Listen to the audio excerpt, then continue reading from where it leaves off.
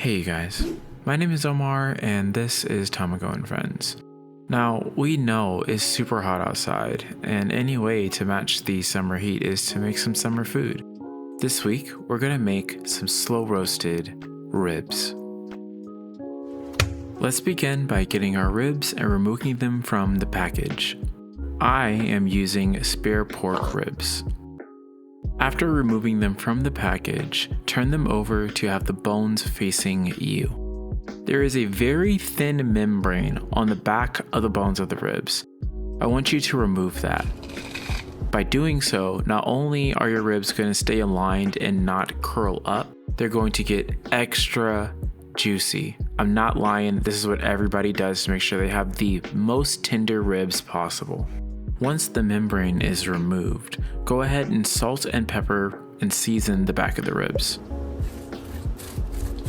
It is here where you can experiment with the rest of your seasonings. If you want to keep it simple with just salt and pepper, you're fine to do so. Add some garlic powder, some onion powder, Cajun seasoning, a little bit of mustard. It is your ribs to explore.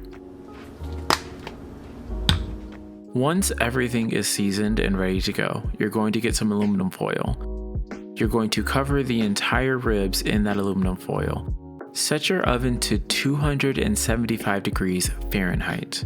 To make sure that everything is clean, I recommend setting your ribs on a roasting tray so that way all the juices are caught and they're not spilling inside of your oven. And then place your ribs inside. Now here's where the hard part comes in. Let this sit for 3 hours.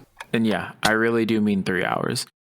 About 30 minutes from the finish of your ribs, you can remove them and then slather them in barbecue sauce. When you remove it the first time, it's going to look so freaking delicious. From this point on, I will leave them exposed to the air of the oven so that way the sauce gets nice and tacky. Place your ribs back inside the oven and cook for about 25 minutes. And for the last 5 minutes, you're going to broil them. Now, we can't have these ribs without a side. I mean, this is kind of a barbecue in a way.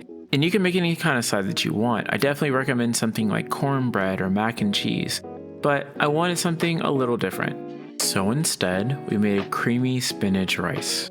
Start by finely dicing 1 yellow onion. Afterwards, you're going to chop 4 cloves of garlic. Set that aside. In a stock pot, melt down 2 to 3 tablespoons of butter. Then add your onion to the pot and saute for about 10 minutes. Here's a quick sauteing tip.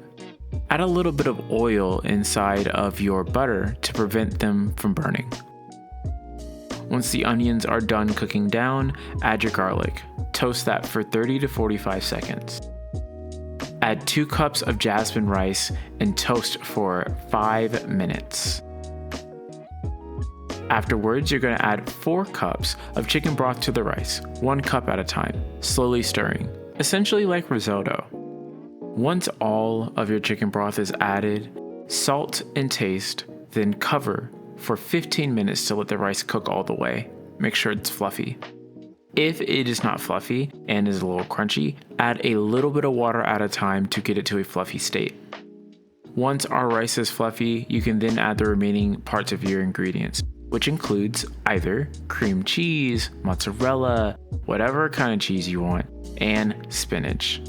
Season and taste to your desire. Now, let's move over to the table. And there you have it.